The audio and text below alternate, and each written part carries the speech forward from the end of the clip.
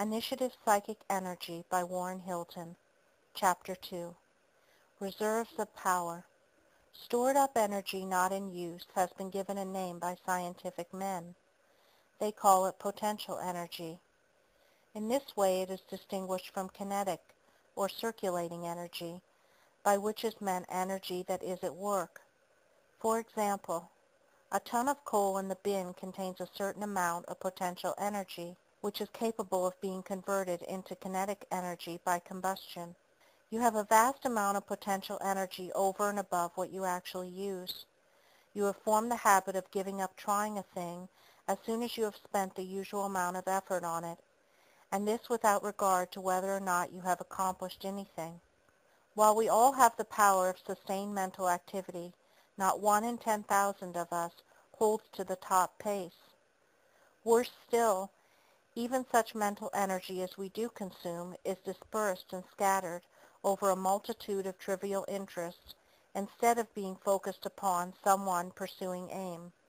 We intend to show you how you can lose yourself in your work with an absorbing passion, and how you can at any time make special requisition upon your hidden stores of potential energy and draw new supplies of power that will sweep you on to your goal. More than anything else, it is the ability to do this that lifts the great men of the race above the common run of mortals. It is this that distinguishes genius from mediocrity. The master man transforms his vast stores of reserve or potential energy into circulating or kinetic energy. His work glows with living fire. Yet for every such man there are a multitude of others, equally gifted in some respect, but wanting that mysterious open sesame which would discover their hidden mental riches, arouse them from their accustomed inferiority to their best selves, and transform potentiality into accomplishment.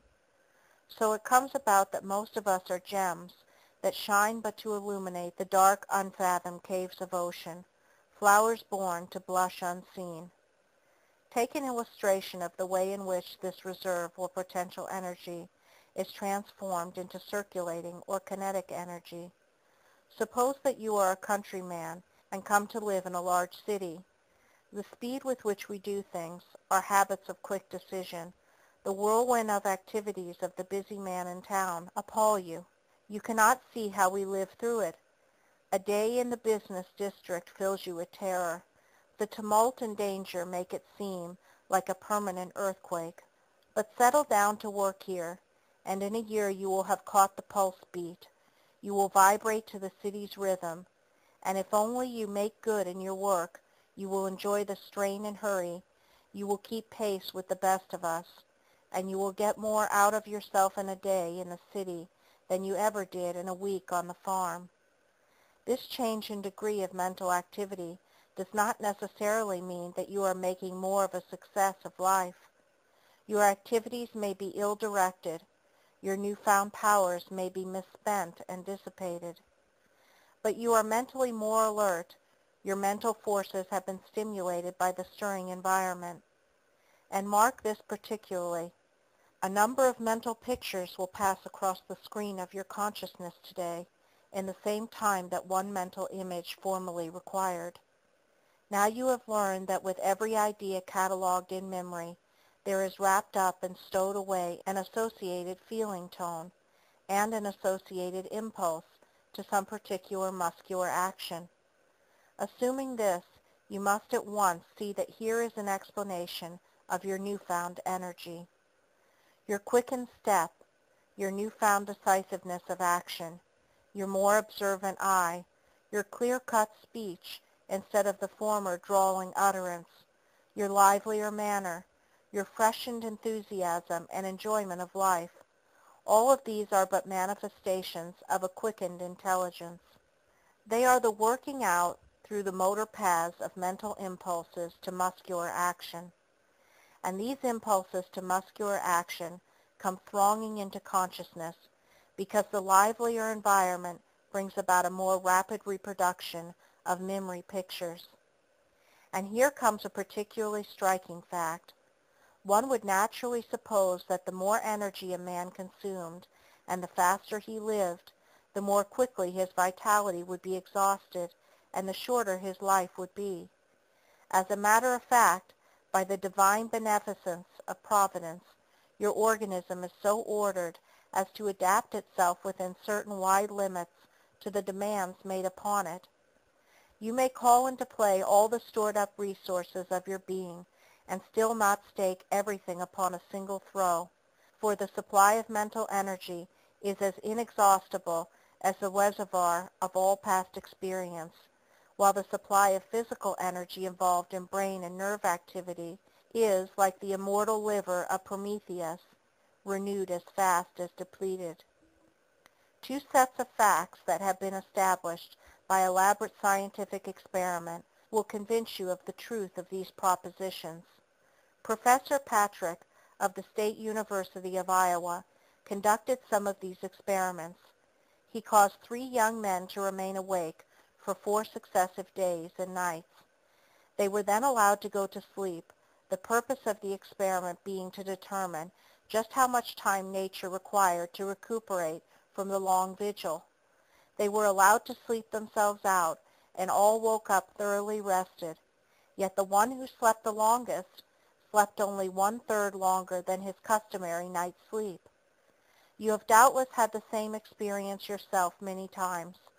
It all goes to show that if we are awake 4 times as long as usual, we do not make up for it by sleeping 4 times as long, but 4 times as soundly as customary.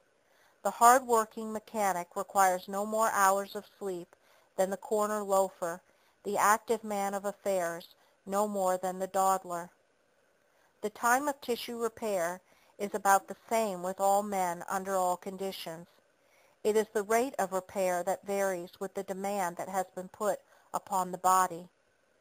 Again, look at the same subject from the standpoint of food supply. On what you now eat and drink you have a certain average weight. Eat, digest, and assimilate a larger quantity of food, and your weight will increase.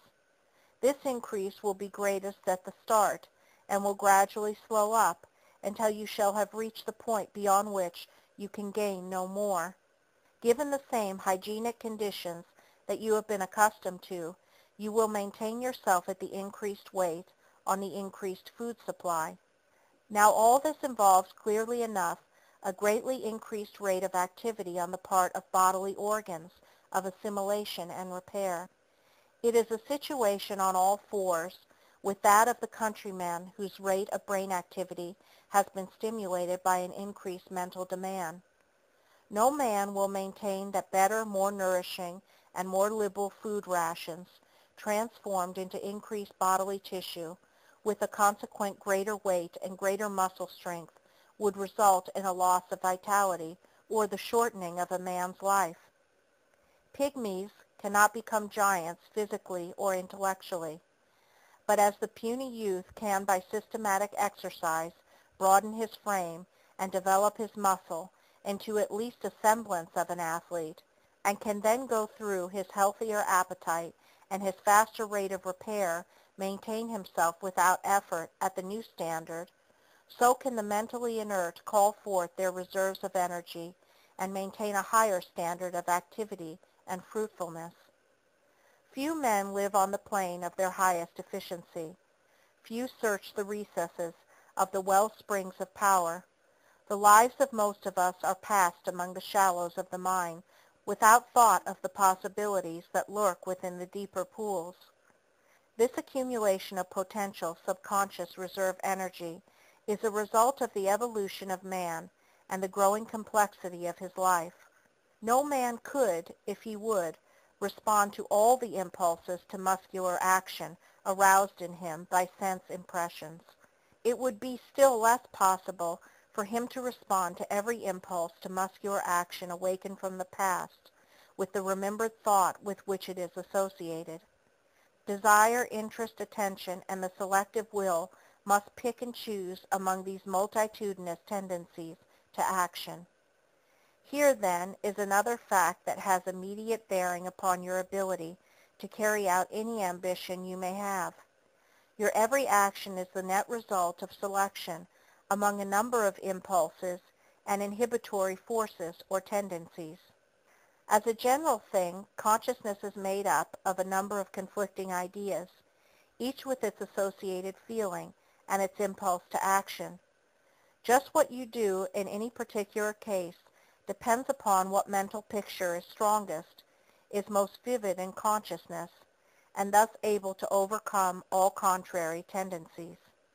As life becomes more and more complex, the number and variety of our sensory experiences increase correspondingly.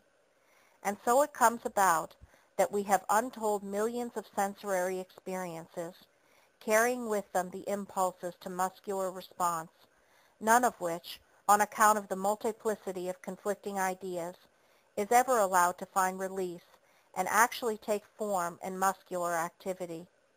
The consequence is that only an exceedingly small proportion of the mental energy that is developed within us is ever actually displayed. The rest is somehow and somewhere locked up behind the inhibitory threshold. It is stored away in subconsciousness with the sensory experiences of the past with which it is associated. Quoting Mr. Waldo P. Warren, "Much of the strength within men is hidden, awaiting an occasion to reveal it." The head of a department in a great manufacturing concern severed his connection with the firm, his work falling upon a young man of 25 years. The young man rose to the occasion and in a very short time was conceded to be the stronger executive of the two.